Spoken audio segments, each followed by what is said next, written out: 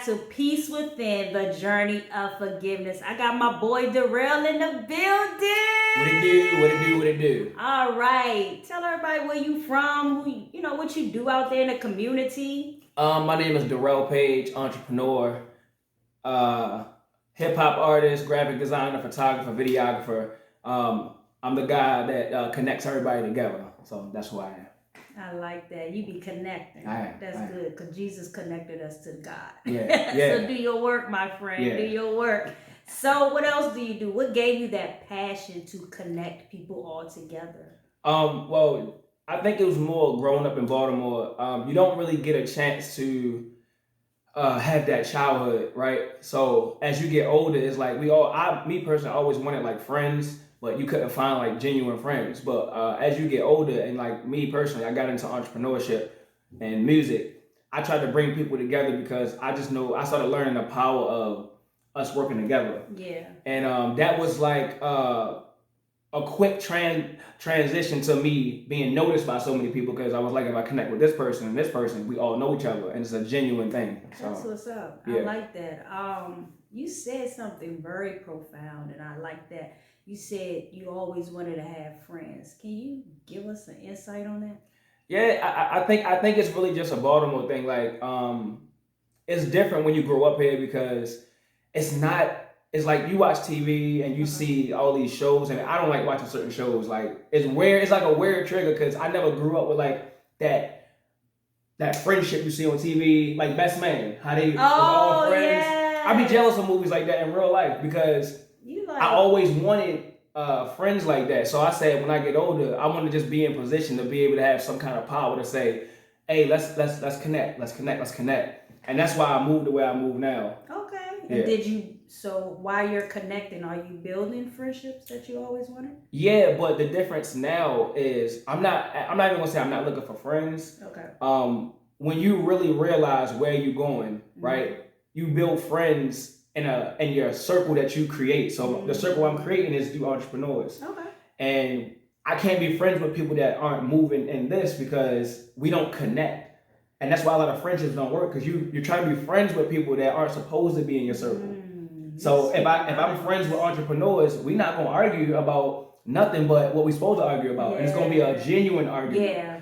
You know what I mean? Debate. Or a genuine debate. Yeah. Thank you. We're picking each other's brain, and Yes. we're trying to figure out which brain gonna work to make this situation move forward. Definitely. Wow. 1,000. So can you give us a little bit of your childhood? Because I'm not from Baltimore. I'm from DC, so I can tell. I gotta represent. The way you say my name, I can tell. Durell. No. My childhood, I grew up mainly in South Baltimore. I've been all over. Okay. But the main part that I would say raised me was South Baltimore, because it was like we had so many friends that we weren't supposed to be friends with. Oh, wow. And I was like in so much bad stuff. And I'm not that kind of person. I don't know. I don't get that. I'm not. But I told you I always wanted friends. Because growing up, I never had them. So I would hang with just any old body. And I hung with the wrong people. I get it. And some bad stuff happened. But the bad thing that happened to me actually turned me into who I am today. Because if that never, and I really mean that, if that never happened to me, wow, I would have never jumped into music, videography, and entrepreneurship. So I feel like it had to happen. Wow, I like that, because, when I grew up, I didn't like how I was raised, but as I'm older now, I'm like, you know what, I appreciate it, because it turned me, and I'm knowledgeable, I'm street smart, I'm God smart, so I know how to move in different directions. I like that, because you're going to jump us right into our scripture. So 1 John 1:9, if we confess our sins, he is faithful and just to forgive us our sins and to cleanse us from all righteousness. And this connect with me, because what you said, how you grew up and how it turned you to now. Is it a way that you had to say, you know what, you look back and was like, you know what, I forgive myself, and let's move forward and let's shape myself in a different way? Yeah. Again, so the specifics behind it, like I said, it's a long story for another day. But we got a little bit of time. Well, I put it like this. So when I was dealing with the people I was dealing with, I was really just seeking friendship from them, because, growing up there and not having no friends, like I wasn't like the most liked person. Not like people didn't like me. It was just like I was trying to fit into something that wasn't for me. Okay. You know, but I never really had a friendship with nobody for real. And growing into who I am now compared to that. Okay, pause for the cause. Are you the only child? No. Oh, okay. That's why it's even worse. That's why I'm like, because like, and my brother might get mad at me for saying this, but I really don't care. He older. He'll forgive He you. older. When I was in ninth grade, okay. I just left Golden Ring Middle School. Okay. And I remember this so vividly. It's sticking me. It will never leave me. So I was excited to go to ninth grade because I was like, my brother gonna be in the 10th. I'm gonna be in the 9th. But when I got there, we was in the lunchroom, and I was like, Harvey, what's up? And he was like, yo, go ahead, yo. And it was so embarrassing. It was so embarrassing. Like it destroyed me because I didn't have anybody in school. Yeah. Like I didn't have anybody. And I saw him with all his friends, and I was like, oh, I'm straight. Yeah. And I was like, Harvey, what's up, yo? And he was like, he a clown. And when you say that in front of people, it kind of, that's your little brother. It broke me down.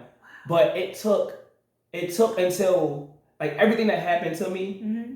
it kind of made that look like a part of the chapter I had to move past. Because I remember it. Yeah. You know what I mean? But me remembering that helps me to move forward. Exactly. And love him in a better way. Exactly. How did you overcome that situation with you and your brother and love him in a better way? It was hard because me and my brother, and like I said, I hope he see this and just understand what this is. But we had a long history of you wouldn't even think we were brothers. Wow. Because it was like, to one point we got into fights. I was making really good money fresh out of high school. Okay. Like almost 19 an hour, and I didn't want him to work with me, and we got into an altercation. So you flipped the script, basically. Wow. I knew what was going to happen if we worked together, mm-hmm. and I was praying. I told my boss, like, can we just not work together? Okay. When his first day, I got fired, and he got fired for fighting. But that was like my childhood wasn't like, I'm childish. I'm not growing up. It's not happening. I'm gonna be 90 years old and I'm gonna be pop locking in the corner. Ain't nothing wrong with that, but you're mature here. Yeah, that's it. You know, you just want to move. Yes, youthful. I had to. There's nothing wrong. But I'm telling you, being from South Baltimore and being molded there, it really turned me into the best version of who I am now. Because I would have never got into anything that I'm doing now if it wasn't for being raised in South Baltimore. Okay. So give us, like, for people who's where I'm from, give us an understanding of South Baltimore. Because when you saying South Baltimore, if anybody know Southeast, you ever been in Southeast? I have. Okay, is it rougher? One of my good friends is from Southeast, and he always say like it must be a South thing because Southeast DC, that's where he from, said it was crazy. Yeah. You know what I mean? South Baltimore is the only place in Baltimore people don't really talk about. Like on the radio, you hear music like East Side, West Side, East. You know, they don't talk about South Baltimore because it's kind of like the hillbilly version of Baltimore. Like they say, a lot of the people over there is like dirty and disgusting, but it's dirty people. It's like, what's a dirty people? Dirty is like, because I'm thinking your like brother, stink or grimy. Watch your back. Yeah, it's like that. You got brothers. You got brothers that would kill each other over a female. Wow. Yeah, brothers. I've been around brothers that they shot each other and killed each other in South Baltimore. Some poom. It's crazy. The stories that I have, like I'm actually starting a book. Good. But the stories that I have, what's the name of the book? It's called Pop, and it's Power of Perception. Power of Perception. Perception. Okay. So Pop is still kind of like my dad because he's in the book. And my perception versus your perception is completely different. Like the way I see things, you would never see it how I see it. Because I can walk through any part of Baltimore and I'll be good because I know who I am. Okay. You know, I don't have to be worried about whoever because I'm not coming here to get over on nobody. I like everybody. Okay. And if you decide to do something that's just that's what's supposed to happen. You know what I mean? But South Baltimore is different because we're like secluded from the actual for everybody else. And just like me growing up, I felt secluded. So when I was in South Baltimore, I was like, how come they never, like, nobody come here, open up no gyms. Yeah. They don't do anything here to help us.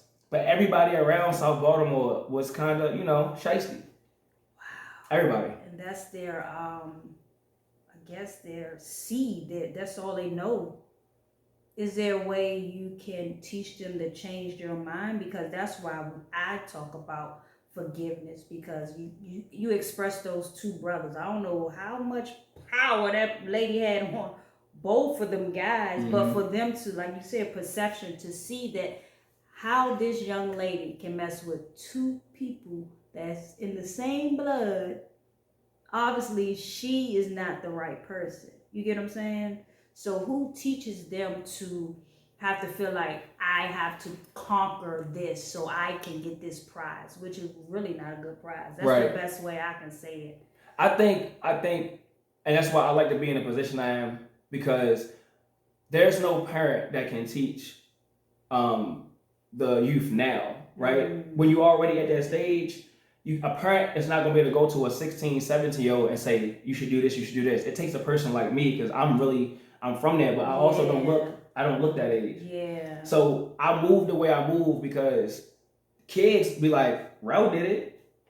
I see Rel, and I'm actually cool with the kids. You know what I mean? Good. I'm so proud. So I take care of my mind more than anything, because if I can influence, I feel like if I was friends with them, I could have fixed all of that. Good. Because I just want to I just want to fix everybody's problems. Okay, well, we can't fix. I know. I said I want to. You can help. God can use you to orchestrate, to teach them to have the same mentality that you have, to love and not hate, to forgive and not just keep holding this unforgiveness in your heart. That's powerful, because we all grew up, I'm gonna just say crazy, or not the way that we want to, how we see the Huxtables and how they took them to college and they lived in a nice house, you know.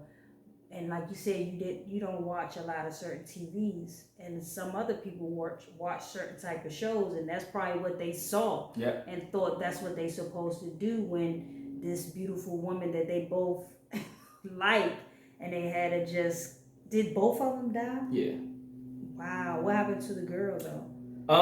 Well, like I said, it's crazy, because the story behind that is one brother had a kid by her, and the other one was about to have a kid by her. Okay, I'm trying to get understanding for me and the people. Did she break up with him and then go to the other one, or she was playing both fields as if they don't live in the same house? The weirdest thing is everybody knew about it. They knew about it. All three of them knew about it. It's the mentality of a lot of people in South Baltimore is so different, and I can't even just say it's just South Baltimore. I just know I never heard nothing like that. No, it's just some urban. It just say urban areas. Yeah. But the things that always went down from Brooklyn to Pigtown to Cherry Hill, Westport. Okay, let us know. I heard so many things, because again, my goal was to get cool with everybody. Okay. You know, I knew. That's a good heart. Yeah, I just knew, like, even people that be like I'm never the kind of person that be like, somebody come in like, yo, don't mess with him. He crazy. I gotta find out myself. I gotta, because I can communicate with people a little different. That's good. That's, you know what I mean? Calling. Yeah, and if I can't communicate with you, then I'll just ease back. But I know if I come to you as a genuine man, and like again, I said I'm a helper, so you might want to do something with your life. Yeah. And I might have just a couple words that make you say, well, can you show me? And I'm like, yeah, I got you. Wow. Or you'll figure it out. Be that mentor that they need, but you're calling it friendship. Exactly. But you're more mentoring. You got to just give them that genuineness first, because we're so guarded here in Baltimore. It's a guard. I think we all guarded from just past experiences and scared to just allow ourselves to open up, because, you know, not allowing ourselves to forgive our past or whatever we experienced hinder us from getting relationships, friendships, and stuff like that. And it's like, how can we move forward? Because in the world or in the Bible, how God teaches us, he wants us to love each other. You know what I'm saying? He wants us to communicate. He wants us to party with each other, you know, right. Hang and not have this rift and anger and bitter and jealousy. You know, it's a long time coming. It is. But I kind of made fun. I think just being, and I'm actually excited to be from where I'm from, because I always talk about this even when I do music. If I never been through any of the things I've been through, I can't even talk the way I talk right now.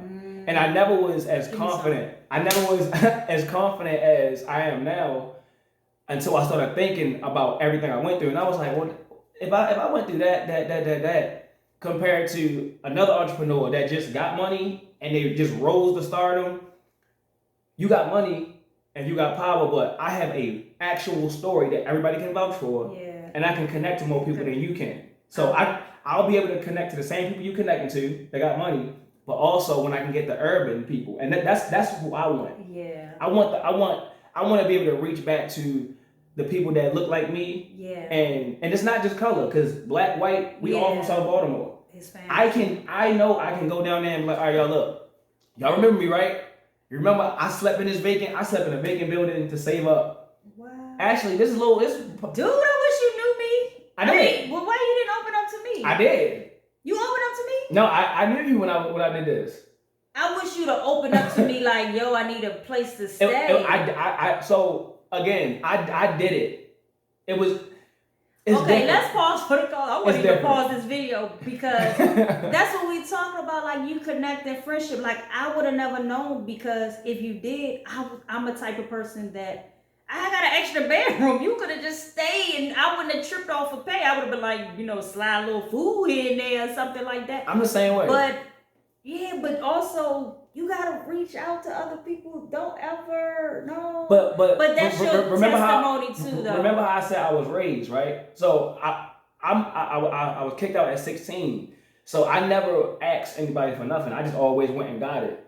So, but it's no sympathy. It's no sympathy. No, I'm not. Look, I did it on purpose. Okay. I had a plan to make more money, and I said, I can't pay rent right now. I can't do this. I can't do this. And I said, what can I do to save up $6,000? And for 8 months in Brooklyn, everybody know this story because I tell it. It is what it is. Yeah, tell it to us. I I stayed in a vacant building on Hanover Street. It was vacant, and first it was just me, and I was sleeping on a concrete floor. But the building was in construction, right? I just would go in every night and park my car. I still had my car. I would park. I would sleep in there and get up in the morning. But one day the landlord popped in and was like, "What the are you doing here?" And I was like, "Look, man, and I had to think of something real fast because I didn't know what was going to happen. I was like, I was trying to see if I can contact you so I can, turn this into a business. And the crazy thing is, after he got done cussing and everything, he was like, "Look, man, if you gonna stay in here, you gotta fix this up. And if you fix it up and you help me fix it up, then you can turn it into a business."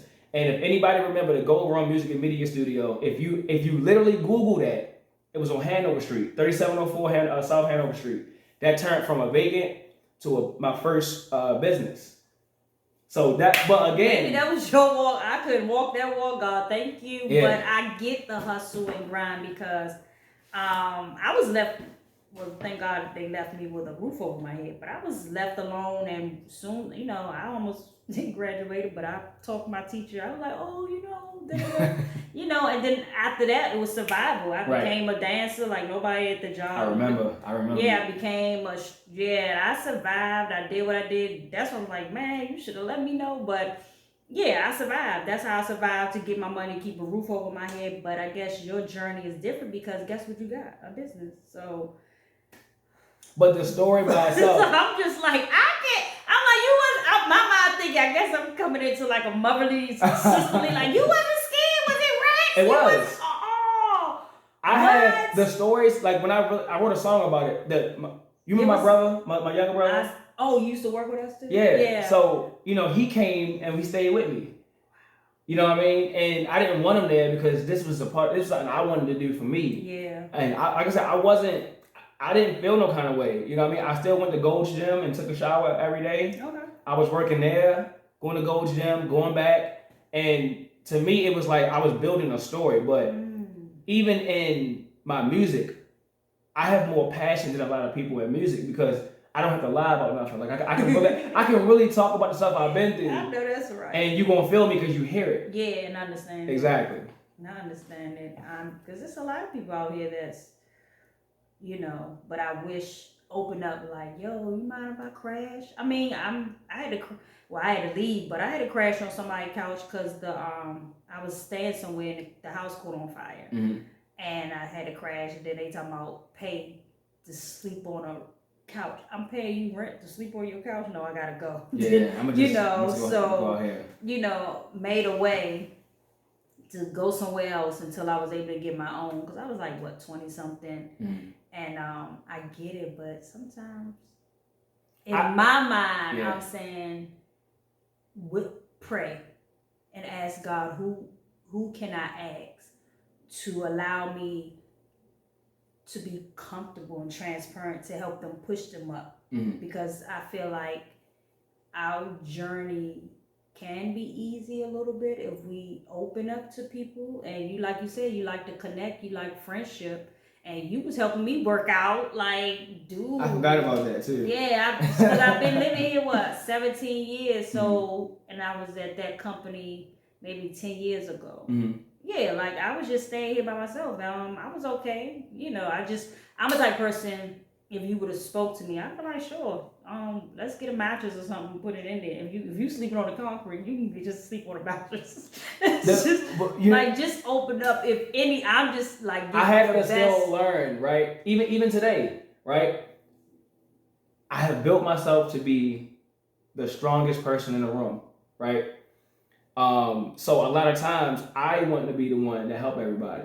So I guess when you gonna allow somebody to help you? That's the thing, you know what I mean? And that's why I think it's always good for me to always have something to look forward to, because I know my flaw. Is it trust? No, I trust everybody. You do. I trust. See, I live by this. So you must got a forgivable heart, because me, it's not really forgiving. It's more of, so I believe God put. It's this one sermon you gotta listen to. I'm gonna send it to you. Okay. It's by Dr.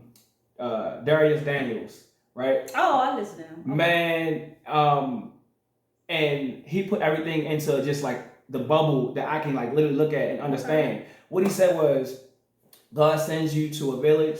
You're supposed to go into that village, do your job.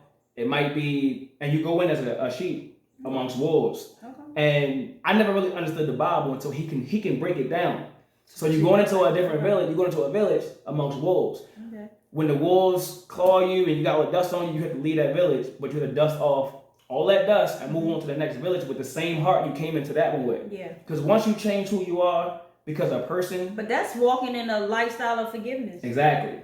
All I do is I say I trust everybody until you give me a reason not to. Okay. That allows me to meet good and bad. But how can you know who's good or bad if you don't meet everybody? And I want to meet everybody, because I'm gonna meet. I already know I'm gonna meet somebody that I'm supposed to meet, man or female, that's gonna excel my life. Yeah. But imagine if you move with bitterness, you're gonna say no. You're right. But that person right there you said no to was the one that was gonna take you to the next level, and you miss out on your blessing. So I will never treat a person a different way just because somebody else treated me a certain way. But my own thing is, that's good. I never had help growing up. I always did everything for people, like everything. So now as I'm older, I don't really accept help. But it's a work in progress. Now, like I was just like, we gotta call you. Yeah. You have to work. Do you think you will have to go to therapy to deal with that, to get that urge to just say, I need help? Your shoulders don't get heavy? Like, it don't get heavy, like, wow.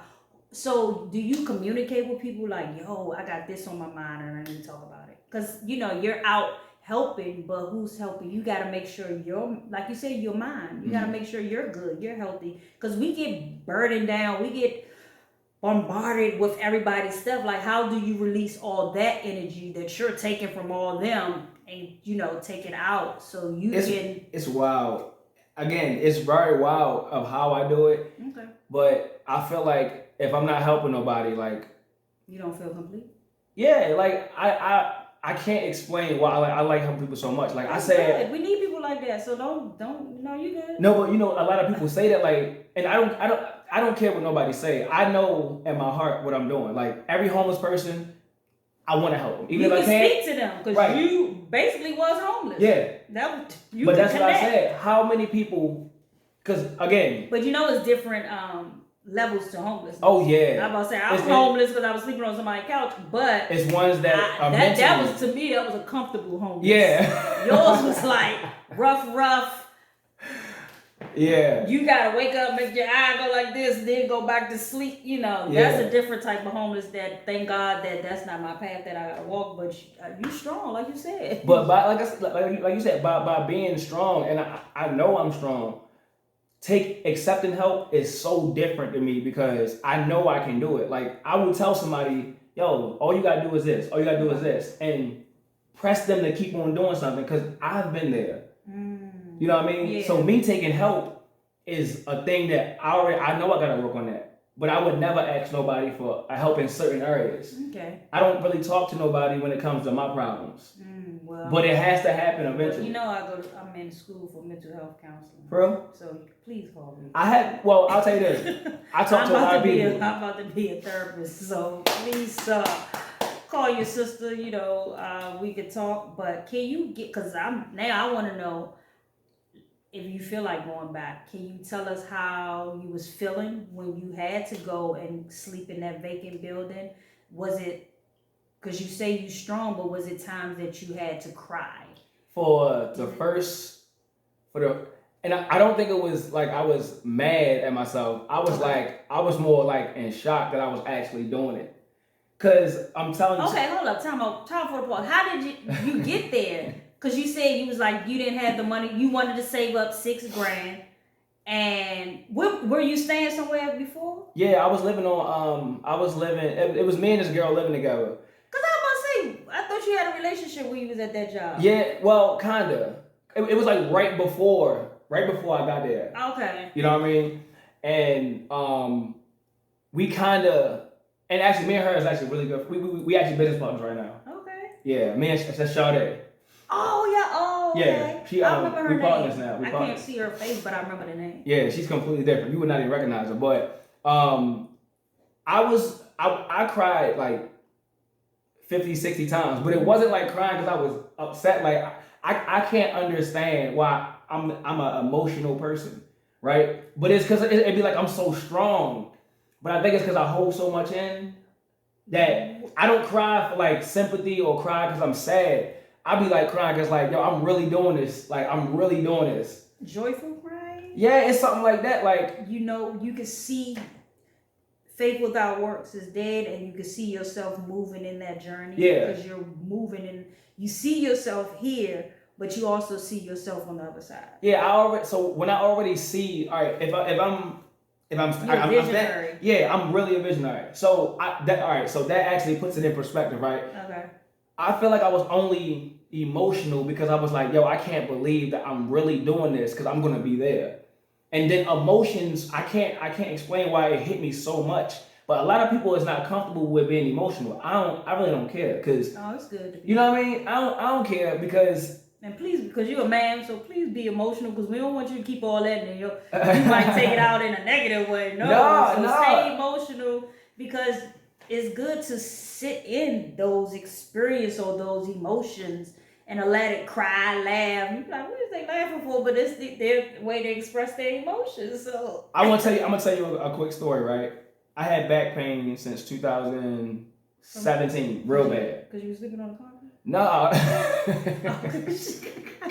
I keep connecting everything to that. Right. No, so I don't know where it came from. I was working in a warehouse. So I had real bad back pain, and I was getting mad because then I had wisdom tooth pain. It was hurting so bad. But with your wisdom teeth, it just keep going away, come back, going away. Yeah. Now this is what happened. You didn't have insurance from your job? I had insurance, but I'm me. I move around so much that when that tooth stopped hurting, I forgot about it. Whatever, I'll go. My back is hurting, but I moved past it. One day, it was 2019. Okay. I was at work, and my back was just like in so much pain. So I took 2 weeks off. Okay. I'm driving a car. I ain't going to the hospital like I was supposed to. My homeboy driving in the car. I'm shooting this video. This car hit us. Like, we were on the highway hitting 70. It hit us. And long story short, I'm in the hospital, right? My back is still in more pain. Fast forward, So you in the hospital? You didn't tell them about your pain while you was in the hospital, so they could connect it with the accident? Well, no, right, because my back pain was worse from the accident, so I was just like, my back is hurting even more, right? The funny thing about life is this, right? When you don't pay attention to the small things, they become really big. Yeah, because that little pain was probably like, pew, and then right? Didn't accident, but go ahead, I'm listening. So as I'm healing, I'm like, my tooth is hurting so bad. I go to the dentist. Finally go to the dentist. 5 years later, they cracked the tooth from the front of it, which made me really go, right? They pulled the one out that crack and they pulled this one out, right? It hurt so bad, them pulling it out. I went home. I woke. Now, usually I would have to get out of bed for 4 years like this. I would have to get out and get up. 4 years. It was torture. Yeah, you young with a whole body. They cracked, pulled it. I woke up the next day. I was late for work. I popped up and ran to the door. I didn't feel nothing in my back. Wow. And I turned around like, no, I just didn't do that. I was like, yo, I don't have no back pain. I got on live. It's on live. You can watch it on Facebook. I got on live. I was like, yo. And I was so emotional. I was crying on live. Oh, good. Because the one thing that I realized was I didn't pay attention to that wisdom tooth for 4 or 5 years. And it's a nerve in your wisdom tooth. That connects to your back. Connects to your spine. Wow. When I got that pulled, all my back pain left. Y'all hear that? When y'all have T problem, please go. It connects to your spine. It connects to so many different nerves in your body. Now I'm not saying I'm at 100%. Okay. I still have sciatica nerve damage in my leg because I waited so long. But me taking care of this small thing could have alleviated all my back pain for all them years. And it felt like you in jail and all you had to do, you in jail for 4 years. I always use this. Imagine being in jail for 4 years, and then that fifth year, you look like this, and you see the key. So the whole time, all you had to do was just like, let yourself out. So you talking to yourself. Yeah. All you had to do is call the dentist and make an appointment. The small things that we don't tend to become big, and it's the easiest things. It's the easiest things. You be like, I gotta get that pen, but you sit here procrastinating with it. I ain't gonna lie, sometimes like, Lord, I wish I could say the thing could fly over to me, and then I'd be like, let me get up and go get this. It was a huge lesson, and it changed my life. Like this was this year. Oh. This just happened. Wow. So it was a huge lesson. So what did you learn, and how you moving not to do this again? Every time I think about something, I do it. Okay. Cause a lot of times, you'll get a thought in your head, like it'll come, and the best thing to do is just like act on it because it's sit. And if I'm not gonna say I'm a procrastinator, but I have so many things to do that I'm like paralyzed sometimes. Oh wow! You know what I mean? I have I shot a video at 5:30 this morning, 7 o'clock. I'm here. When I leave here, I'm getting the fight party ready tonight. I got a video shoot at 4 o'clock. When I leave here, I gotta get the store ready. You know what I mean? Where's the store at? Old Town Mall, 554 Old Town Mall, and we got one in Westminster. Okay, and what kind of stuff you sell? All right, so if you don't know, I don't know if you've seen, but I take clothing brands from all over the world. It don't matter where you're from. Right now, we got 72 brands from Chicago, LA, Ghana, all the way back here to Baltimore. And the idea was to bring us together. Yeah. I found a way to bring people together from all over the world without having to actually go to them. But I would take their clothes, put them in one store, and we're a digital store, so people can buy and purchase their stuff, and the money go directly to them. Good. And you say you found a way. How did you find this way? Thinking. Okay. Again. How did you take your thoughts, and right now we see the evidence of your thoughts? So how did you find a mentor? Find a mentor. Okay. I'm gonna tell you for 1 year straight because it's steps. I never had the mind to even be an entrepreneur. It came out of nowhere. But what I did, I got tired. Like when you really get tired of being who you are or doing something, that's not what your purpose is. You stop. You have to really be fed up though. I got fed up of just being like, I felt like I wasn't smart. I felt like I was just out here. So I started watching. Pause for the cause. You said you felt that you wasn't smart. So who planted that seed in you? That I wasn't smart? Yeah. Myself. Okay. You know, it's really, like I said, where I grew up. You don't really have, and I don't blame my parents or nothing. Did you graduate? Yeah, okay. I graduated. So my graduation, the whole story, that was emotional because Oh wow. I was about to walk the stage. They told me I couldn't walk because I had one credit I was missing. But they waited until I was That's about crazy. to walk. Yeah. And it was like trauma because everybody graduating, and they told me like, oh no, you have one credit you didn't do. I had to go to a novel program. Oh, okay. You know what I mean? So I didn't get to walk with What's everybody. a novel? Is it some? I thought we called it summer school. It's like summer school, but Okay. it'll take 2 months. You go Okay. on the computers and you do it, and you'll graduate. But it hurt me because I don't have that experience. I don't have a prom experience. I don't have that experience. Everything that everybody got to experience, I didn't have that. That's why I said growing up, it was different for me because. But hold up, pause for the cause. Because you said you had trauma, you didn't have that experience. How did you forgive in that situation? Or do it still linger? Like you wish? I need all this to still linger because it's a part of me now. Okay. I mean, you can remember it, but you don't have to have the emotions from it. But like in my music, right? Mm-hmm. If I was to rap about it, you would hear me more than you just like you're not listening to a song. You hear me because I can say it. I say it from that place because it's with me still. But it's not. It's not. We about to debate on live. No, go ahead. Because it doesn't sit with me in a negative way. Okay. But it's like I had anxiety really bad at a point, right? I learned how to use it. Okay. You know what I mean? Instead of it being a bad thing, I learned how to use my anxiety. Like, all right, well, if I have it real bad, let me just get into motion and do 100 things because then I don't have anxiety. Okay. You know what I mean? No, I get your music because I speak to people on my path and how I forgive, but I get it now. Thank you, Holy Spirit. When you're speaking, you're coming from a place of remembrance, and that's when you get your passion from. Because did I say it correctly? You did. Okay, because at first that was 100%. Okay, because at first I was like, huh? And then the Holy Spirit dropped it because when I speak, I do get emotional because I'm playing it back in my head, and I can speak and tell them what I came from. But I'm also speaking from a past experience where I'm in my present now. They forgiven. Like I love my mom, I love my dad. Like you said, you don't hold anything against your mom and your father.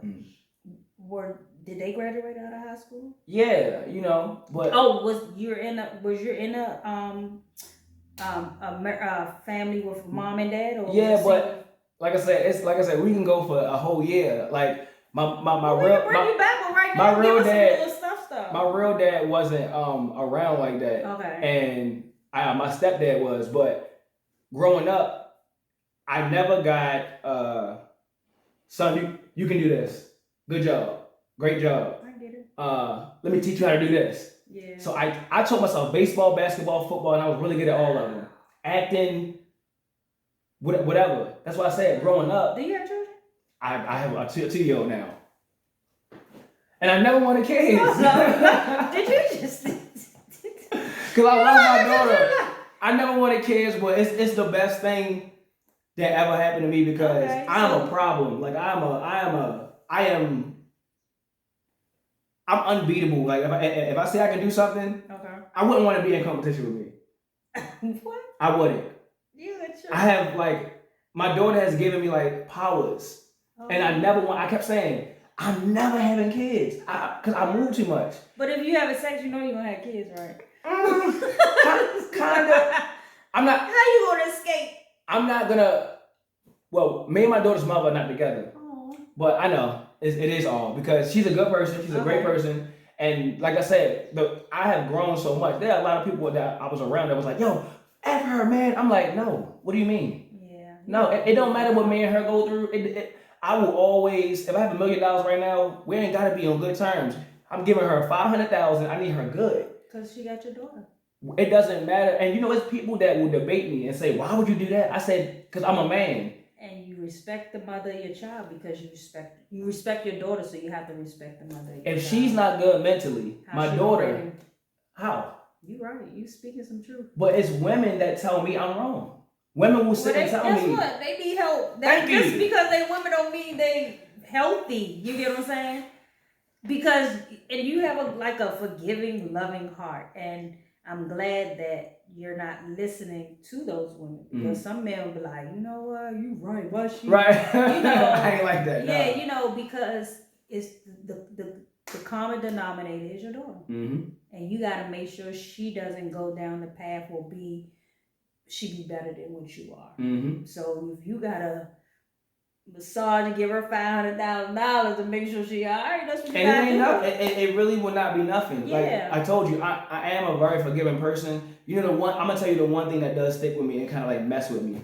And I told you my father wasn't really around that, right? This is the one thing I would say I probably would type of talk to somebody about. Okay. And it's so bad. Like, it's the only thing that I can really just say is terrible. My dad, I remember everything. Like, every time somebody say my father's name, I see these things happening. Wow. So I remember, number one, when I was 7, for my birthday, he got me a water gun from the dollar store. It was a terrible present. It was terrible. And I remember it out of a lot of other things because it was terrible. Yeah. It was broke. Yeah. Put the water in, the water coming out. He like, happy birthday. It was already open. So I felt some kind of way. I don't know why I remember that. The second thing I remember is, trauma, yeah, I didn't see my father for like 8 years. Wow. I was riding up Port Street with my mother, and I saw him in this tangerine suit dancing around. My father was on drugs. Okay, because I'm going to say dancing around. That's what I said. Wow. But he didn't even recognize me when I said, I was like, Dad, I'm hanging out the window like, and he's dancing around in this ripped up tangerine suit. Yeah. I'm tripping. I remember when I was 13, when my mother said, don't let him come in the house. Okay. I let him come in the house. I fed him. I gave him this. Okay. I'm thinking he was going to say something, but... He did. Oh, okay. It was Easter. I was 13. I just came from the flea market. I bought my own shoes. I had 4 pair of white Air Forces. He went upstairs to go to the bathroom, came down, left out. I said, Dad, your food? I made your food. He said, no, son, I got to go. Wow. I went upstairs, checked my safe. I had like $200 in my safe. He took my money, and I was giving him money. So I left the safe open by mistake, and he saw it. Took my money, took my shoes, ran. And it happened 2 more times as I was older. It just happened 3 weeks ago. My father was working for me. Last year, so he never got healthy. No, he did. But it's just like, that's the only one thing. For him. It's just calm. Addiction is... So he's still... an addict then. Yeah. Because if he's doing the same movement, he's still an addict. Okay, now you're getting deep. How you continue, you know, and it's good because I guess you have a loving heart and you're showing him love. But where would you set the boundaries at? Because are you still... Because I'm kind of stuck right now. Okay. Because like I said, it just happened for the last time. And he stole from me on his birthday. So he came... May the 11th, and I let him work for me again because, like I said, it's my dad. I want to give him some money. I need his help. He's good at what he do, and he can do anything. He can clean. He can cook. He can. He's a hand. You know what I mean? Yeah. And that is where I get it from, right? But this is the one time where it was like it was too much for me. It crushed you. I put that on social media. Okay. That it crushed me because it was like, all right, that's it. Now, this is one thing that I don't know how to get past. Because if I show you my dad and how much, for some reason, every picture, me and him is always, when I was a kid, we're always next to each other for some reason. I don't know why it was like that. But every picture like this, that's me, that's him. Okay, show if you can show. Yeah, let me show you. Hold on, I'm trying sideways. So, every picture we ever took, my brothers are always on the other side, and it's always me. Connected with him. I look like him more than anybody. So I always say, like, if me and you close like that, why you always do me dirty? Never do them no kind of way. Because he know your heart. Right.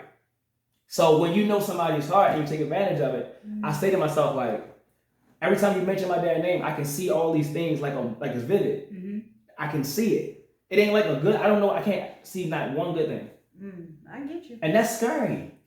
If I can't say, somebody say your name and I can't think of like, oh yeah, the one that we were working out, it's all negative stuff. Yeah. I think that's trauma. Yeah. And I never understood trauma until May 11th of this year. Wow. Because I can't think of anything good with him. And that's probably something that I feel like that's probably the only thing I need therapy to talk to somebody with, because that's different. You should. That's different. Go and get a licensed counselor to talk about it. But how do you move? It seemed like even though the situation with your dad, it still didn't put like bitterness in your heart, because you still move with a good heart. So for me, the way I'm looking at it is just you have the question of why. Just why. Like I love you, I genuinely love you. Mm-hmm. Now it's like why, but you still move for, because like the experience you just talked about, sometimes that pushes people not to, like you said, connect with other people, build relationships. And that's what I experienced with my mother and father. I was angry, like my father was a liar, like I'm gonna come see you, I'm a girl, you Right. want to see your dad. So now I'm growing up, I'm like, oh, you think now you're this, you think you gonna come at me like my father did? No, I'm gonna treat you right before you treat me bad. Right. I was just straight mean to men, and then I would date women because I wanted the love, that nurturing, that energy what women give. So, but listening That's to dope. listening to your story is like, even though your dad hurt you, you don't walk in life bitter. It's He's one person. I mean, he's my dad, and I'm telling you, he's probably the only person that could get me. Like if I was younger, I would be done right now. I would just be an upset person. Yeah, okay. But the only thing I'm really worried about in life right now is my daughter. I literally only like. So you take his faults to shape you to be a better dad. I take everybody's faults. Everybody's. And I like that because when I was young, I would learn from other people's mistakes. Mm-hmm. I would listen to, because I was always around older people. Like my god sister used to have me in the club. Like I don't know how that happened. I was in a go-go and I'm dad going in high school, and I was just too fast. But I always like listened to them, and I was like, okay, well I can't do that because they did that. They told me, gird on me, Mm-hmm. that. So that's a good thing, how God put different people in your life so you can learn certain stuff, but you still gotta learn for yourself, your own, journey. But I believe you will have to set boundaries with your dad, and because you see it's a cycle with him, and all we can do right now is just pray and hope he get help. Have you ever say, Dad, let me take you to whatever place in Baltimore to? Man, my father, my aunt, I'm telling you, me and my aunt have cried on the phone like time, because that's our brother. Yeah, you know what I mean? We know the relationship. Yeah, but we know how the but no, like I have another aunt that they're real close, and they're not like brother. Oh, okay. You know what I mean? But that's like her brother. And when I talk to her, she's very emotional because she don't have her mother, she don't have her brother, she don't have her other brother. She's just like me. Did she tell you how he got that way? Mm-hmm. Because he dealing with some demons. That's why it's so crazy, because she told me how he got like that. And do you mind sharing? Yeah, so my father was a chef in college, first of all. Oh wow. Dope. Like I remember he was working at the Radisson, like right? And he was smoking weed with some people in college. They laced his weed. After they laced his weed for the first time, he was trying to chase that high. He never got it back. But then he started getting around people, which is the same people he hang with now. And they were just, between his brother and his friend that he's still around now, they would, just dabble. And his older brother would do it more, right? Now, you're the younger brother. You see your older brother doing it, you're going to do it. And it got so bad that they used to just do it. So hold up, pause, because you made me thought about your older brother, how you wanted to be friends with your brother because he was in high school. You thought you was going to be good. Yeah. And looking at that scenario, could you see like, you know what, maybe I'm glad I didn't hang out with my brother, because guess what? That could have been the same scenario. That's how I look at it. I'm telling you, that's why I say I appreciate everything I go through. And I live for experiences now, because now I say like, that was supposed to happen. so I'm like, please don't let me go through that, but I get you though. I feel like I would never go through the same thing. Well, no. If I go through the same thing a second or third time, I can alter how it ends. Okay. Whether it ends negative still, I can alter it a little bit. Like having the same dream 4 times. Each time you had that dream, you can change it a little bit each time. And because I actually had the same dream 4 times. For real? Yeah.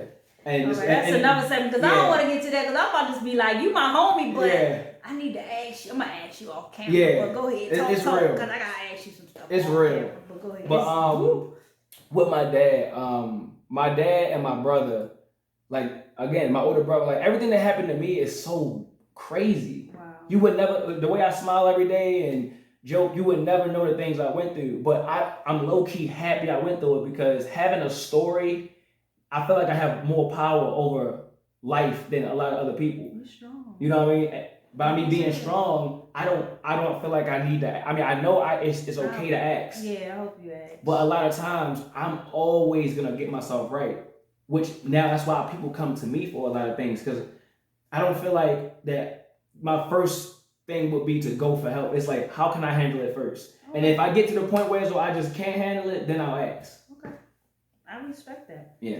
So you talked about your brother, you talked about your your dad. What's up with the relationship with your mom?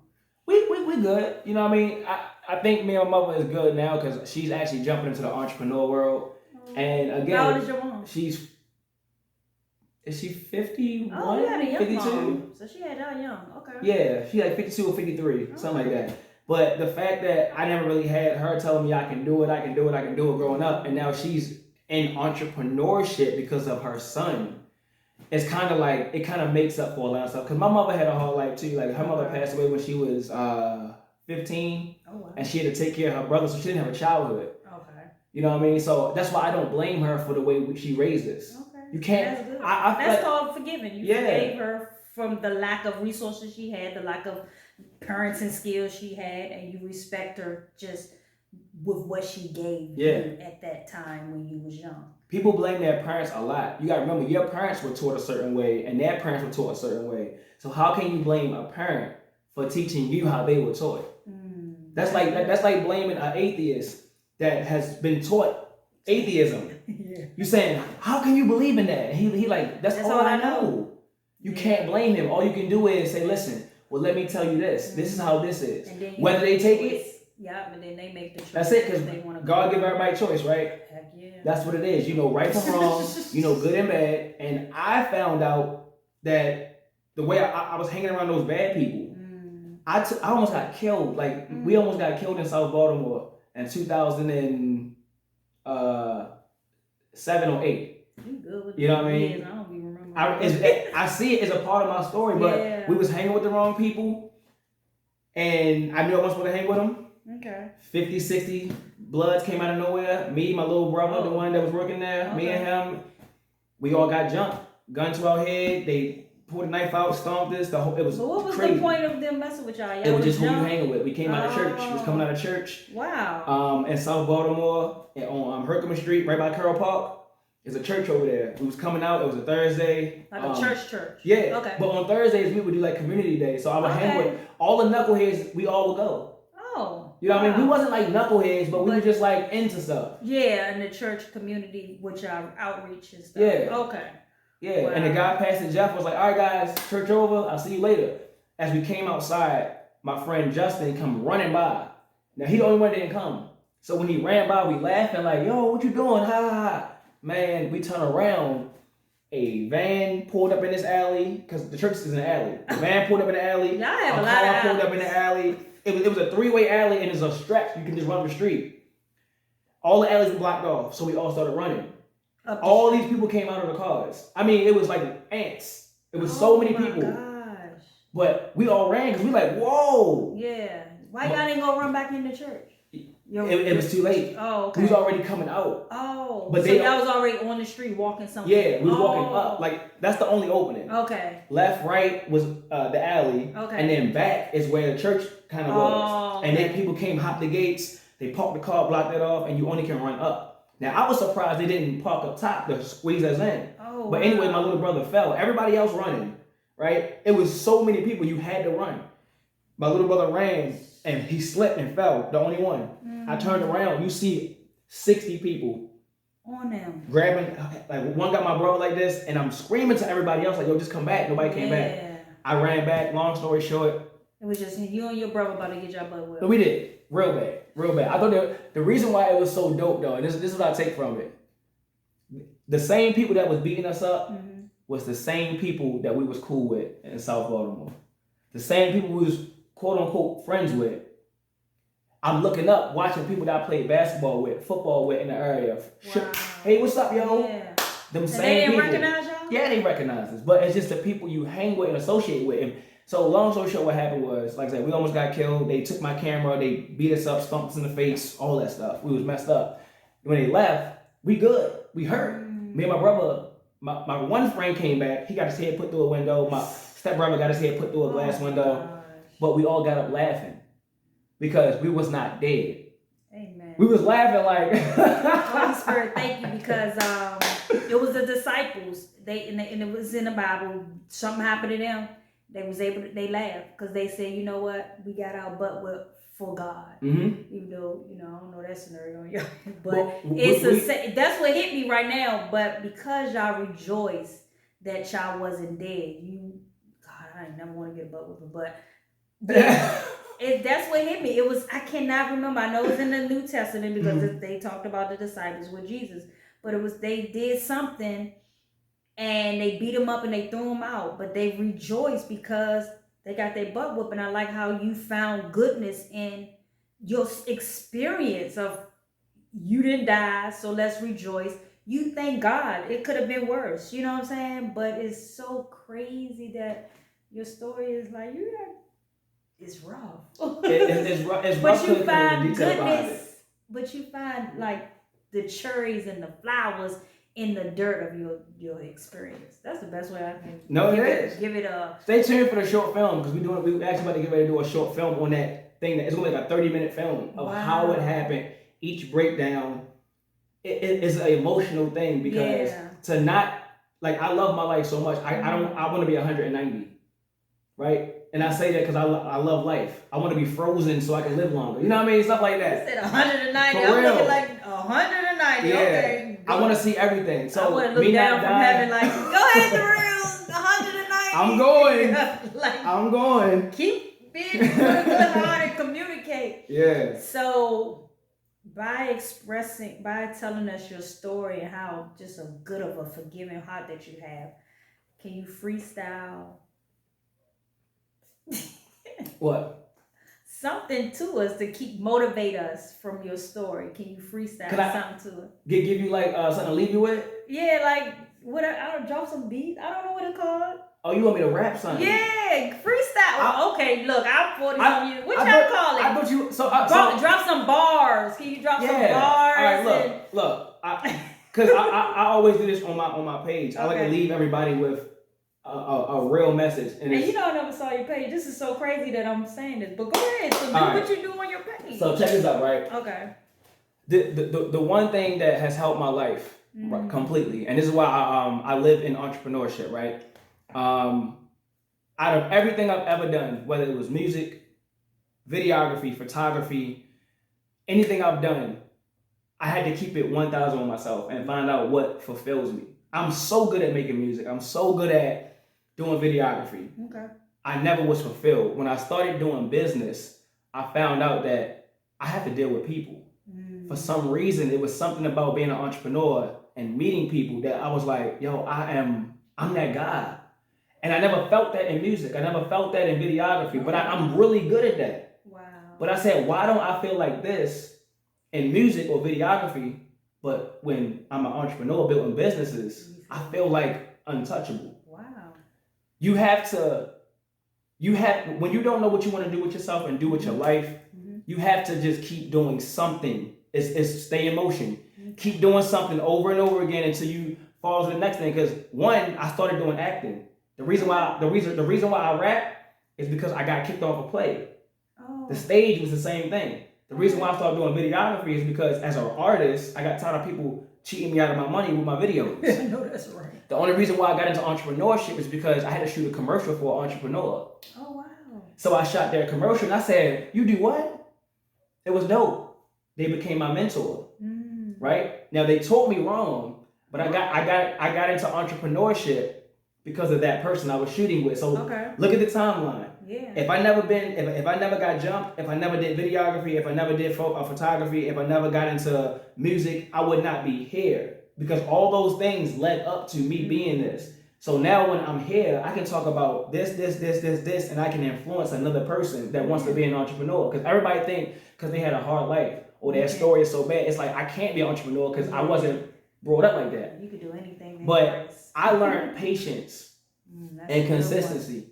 So I always tell people, your character is created by consistency, and that's called the 3 C's. I created this. It's the 3 C's. consistency creates consistency creates your character. Okay. Right? If you are something every single day for an entire year, that's what you're gonna become. It does not matter what you are. Consistency creates character. So if you lie for a whole year, the people you are around will call you a liar. If you play basketball for an entire year, that's gonna be your character. So I wanted to be an entrepreneur, and I said for 1 year straight, I'm gonna watch motivational videos. Okay. I never missed a beat. Amen. And I became an entrepreneur in 1 year because I was consistent at what I wanted.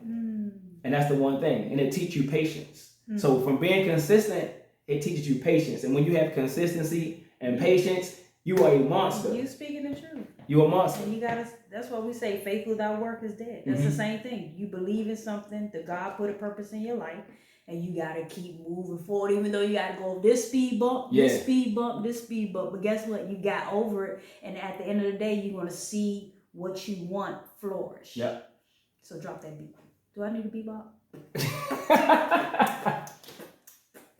Where's the actual beat? I want to ask you a question first. What? So, when you started, like when you do your dance, and I always ask everybody these questions, right? When you do your dance, what does it do for you? My dance, you gotta explain that. So you said I remember you dance. Oh, I used to be a stripper. Right. When I was like 18, 19 years old. But what did it do for you? Oh, so yeah, don't want to go back to that lifestyle, but I was able to keep a roof over my head. I was able to buy cars. I was able to go this place. Then I bought a house. I was just able to, like you said, survive. That was my way to survive because nobody gave me the structure to say, you're smart, you can do this. Nobody said you're beautiful. So even though I was stripping, I was still insecure. You know what I'm saying? I did crazy stuff just because that will make you more money. So when I graduated out of high school, I went to cosmetology school, and that's where I met this girl because they was like, "Yo, she a stripper." But when I was a little girl, I used to always like to dance. You know, like me and my brother, we'd be like, you know. So I'm not thinking, you know. And went to her. So matter of fact, when I started stripping, that's when Players Club started coming out. And I went to her. I was like, can you take me where you went? And she took me. And that's how I became I became a woman. Because nobody taught me how to be a lady. Not a lady. A female or a woman. Because you're not really a lady when you stripping. You know.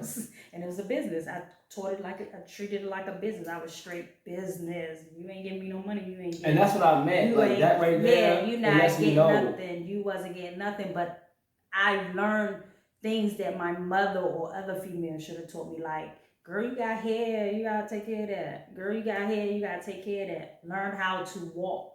I was a tomboy. I learned how to walk. I know how to move. And then I also learned how to manipulate. But that's what I don't want to, you know. So the bad things I've learned, I allow God to remove it. But the good things I've learned, I ask God not to take it away because I'm going to be a married woman one day. Right. I'm going to be a married woman one day. So like you said, it's bad. I never wanted to go down that route. I went down that route, but I learned some things. And some things I want to keep for my husband, and some things I don't want to keep because I don't want to be a manipulator. That strictly came in my head and left. A woman who fears the Lord would always be praised. So I want, like you said, how you live your life yearly, that's who you become. I want to be the woman God wants me to be, you know, and that's what I want people to see. Like, yo, I know her. She went through this, but now she's serving God, you know, and she's not afraid to tell you the best life to have is to serve God, because whatever you go through, God will take care of you. Don't be afraid to tell your story, because at first I wouldn't tell nobody I was used to dance or whatever. People who knew me or was around me, they knew, but you would have never known when I was dancing. You would have never known because I wasn't flamboyant. You know what I'm saying? Because I take my clothes off for money. You think I'm gonna walk around with my clothes off? That didn't make sense to me. So I'd be looking at these girls now. I'd be like, that don't make sense to me. But that shows that they didn't understand what they were doing it for. When you say what you're saying, all I hear is I was doing this so I could. Yeah. Instead of I'm doing this because I left alone. Like when my mom left me, I was in school. Like I didn't eat. Like, I don't like that feeling not eating. So when I've learned how, because I had a little job and then I found out I could make this type of money, and then matter of fact, my family found out. Mm-hmm. So this chick I went to hair school with, it was another girl. She was like supposed to be my mom's friend, so she was like a godmom to me. She told my mother. Mm-hmm. So my mother pulled me, was like, yo, I heard, because I was staying with my mother. My mother had her own apartment building. I was living in one of her little rooms. And she was like, yo, I heard you was dancing. Guess she ain't stopped me. Was like, that's how she said it? Yeah, like I can't remember how she said no, it. I was like 20 years old, 19, 20. I'm 47 years old. I can't think that far. I'm just speaking. I like when parents talk like that. Like, oh, she probably did. My mother's straightforward, so she probably said, yeah, I heard you dancing. And I showed her all this money that I was about to take to the bank, and she didn't say nothing. But I remember it was a time in my life when I was young, and I wanted to stop, and I went to my mom, and I was like, yo, I need you. And after that, I can't remember nothing else because she wasn't there to change me. You know what I'm saying? Like, people knew that I danced, and nobody in the family was like, this is not a route that we want you to go. Let me come and shape you. But I don't, like you said, I don't fault them. Like you don't fault your mom and your dad. I don't fault them. It was a journey that I had to go through, because now I'll tell a young girl or tell any young girl, like, yo, stop. Don't worry about the money. You know what I'm saying? Because at the end of the day, I had to deal with my trauma, and now I have to work out, work. I get insecure around men, like, oh, why they looking at me? When I transitioned into my life, living my life with God, it was like, dang, do these people know me? You know what I'm saying? Now I'm paranoid, or I've been in situations. That's another segment. Yeah. I've been wanting to ask women that question. Yeah, bring me on your joint. No, for real. That's a real it's question. It's crazy. It's like, that's why I was like, they glorify the money. Of course, everybody want money to take care of themselves, but they don't tell you about the trauma that you endured. Like I've been, thank God, the player club girl when someone followed home, but she had to run and get a gun. Yeah. Thank God, something was in me, and a little girl never knew, but the Spirit always spoke to me. But now I'm aware, but I wasn't aware then, and I was driving home late at night, and something said, the Spirit said, but at that time I didn't know it was the Spirit. It was something said, yo, something following you home, speed up. So when I started driving the car real fast, I looked in the rearview mirror, the car was speeding up too. So it was like, just drive so fast, and it's a turn right there, just turn it, because they not gonna be able to turn it. Right. And they went through, but they tried to come down. We passed each other, and I went in my court, and I slid down, turned all the lights and stuff off, and I just freaked out. And that's what I gotta deal with. Now it's the trauma. Oh my God, the trauma came up. I went out with one of my homeboys, and I was like, yo, pick me up, because my godfather was taking my car because something was wrong with my car. And so we coming back to drop me off at my house. We pull up to my house, and a car just pulls up right behind us. I freaked out. Drive off! I was like, no, I didn't say drive off. I said, oh my God, did that car just pull up behind us? I was like, drive. That's when I was like, well, just drive off. Just drive off.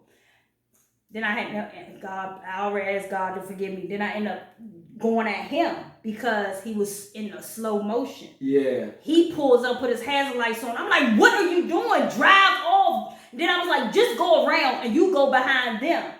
And like, we're not even cool. Like, I'm cool with him. I forgave him because we never really had the conversation, but I forgave him because I'm like, this dude must not from a city area. So I was just like, whatever. But I'm not comfortable to be around him because that was a trigger for me. And you didn't move. You know what I'm saying? Because now, even though it's a trigger, I'm still knowledgeable of my surroundings, And I'm like, you should have moved. Like, no. Like, we literally just pulled up, then a car just pulled up right behind. And I'm telling you, like, did that car just pull up behind us? Like, drive off. And you pulled on, put the hazard lights on. That person could have came out and shooty, bang, bang us. It's hard.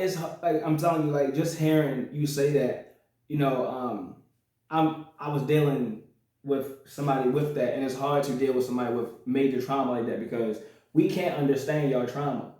But it's not for you to understand. It's just be present. Mm-hmm. So if we hanging out and in the car, if I see you running because you happen to have some. You're not gonna get upset because I don't run. Trust me, I'm city, so we run when you run. I'ma ask you later. If you start running, I'm running. It's like, oh my God, I can't keep up, and then I'm be like, yo, what the heck? What was you running It was for? a possum. Oh, yeah, listen, I ain't even mad. But not because the way he treated me in that moment, it was like, really, you tripping? That person was just taking food to that person's house, and I'm like, no, no. You know, that it was like, hold up, we pulled up now. The car didn't, respectfully, the car could have went around and pulled in front of us because the house is actually a couple of ups, couple of doors up than my house. The car pulled right up like on our bumper. So that freaked me out. Now, if the car would have went around and went in front of us, I would have just like, hold on, give me a second, and see what they did when they got out the car. But no, because the car like and then also I was home. I've been robbed before, burglarized, not robbed, burglarized, but they left me alone. I woke up, I was like, why is it so cold? I was living in Southeast, Orange Street, Southeast. So you remember, like some apartments, they have the air conditioning unit. The person put a ladder and took the air conditioning unit out, and came in. I was young, 20 something. Took my PlayStation, took my car, took my purse was hanging up on the door. Went through my dance bag. But thank God he didn't touch me. Like, he didn't touch me, but I woke up, I'm like, why is it so cold? So I kept getting up, trying to mess with the thermostat and stuff, and then the spirit said, go in the other room, and that's when I saw the air conditioner on the floor.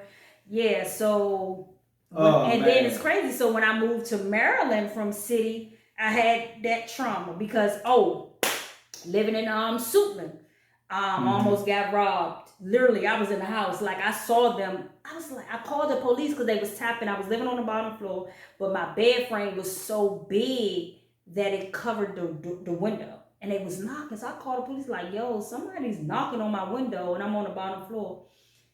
Something said, go. I had a living room and a den, one bedroom den, whatever. They was coming through the den window.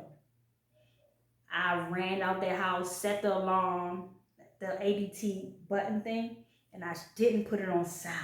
I don't know why. So when I ran out, the alarm went off. I'm banging on doors.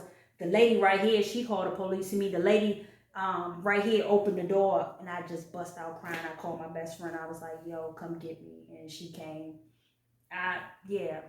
It's a movie. So it's, thank you. So I just feel like the journey that we go through, I didn't want to go through it, and thank God that God was, whoever was praying, my grandmother, mother, somebody, that it covered me, because some women haven't been covered. Like, a young lady died. It was this girl. It was so fun. Like, now I'm in tune of my spirit, because they was like, we was in a club, and it was like, yo, what happened in such and such? And the spirit came over me. It was like, she dead. And I was like, she dead. And I didn't say it out loud. Oh, okay. And then it was like, yeah, something happened, her boyfriend, she dead. I was like, wow.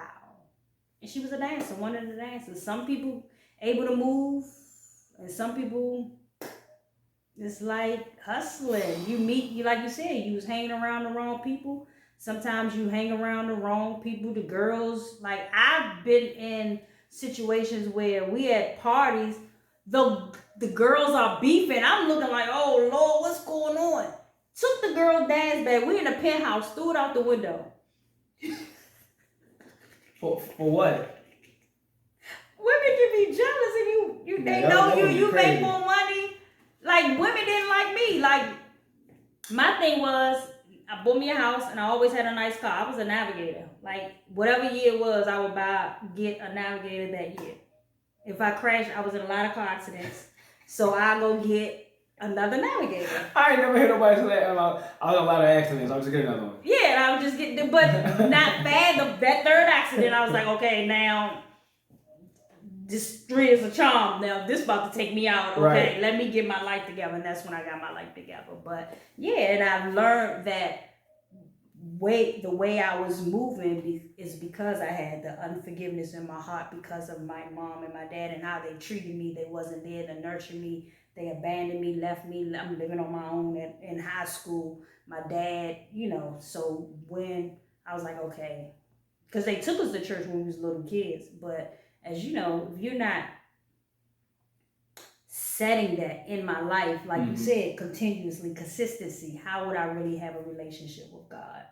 So, but the little stuff, the little seed that they sown, it stayed in me. And when things was getting crazy, I was getting in, I was, thank God. I love God forgiveness because I was abusive.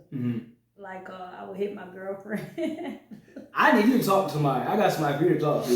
Okay, I'll talk to I'm her. serious. But yeah, I love the journey of forgiveness because that's what makes us whole. That's what makes us look at our past and like you already have a good heart. And I just pray that the situation with your dad, things will come in full circle and you're gonna rejoice how you got beat up and you didn't die. You're gonna rejoice over that. So guys, we thank y'all for listening to us. Let them know what you represent, what you do. My name is Durell Page for the people who don't know me. But you can go on YouTube and type in Hello Rello Baltimore. You can go in there and type in Ayo Boutique. I'm an entrepreneur. I'm an artist. I'm a writer. I'm a videographer. I'm everything I want to be. All right. Amen. I'm a connector. So if you need resources as far as trying to get into some kind of business, if you need a mentor, if you need somebody to help you get your mind right, I'm not the guru, but I am the urban entrepreneur, and I can help people that are like us or help people that don't have the mindset to get to where you need to be at.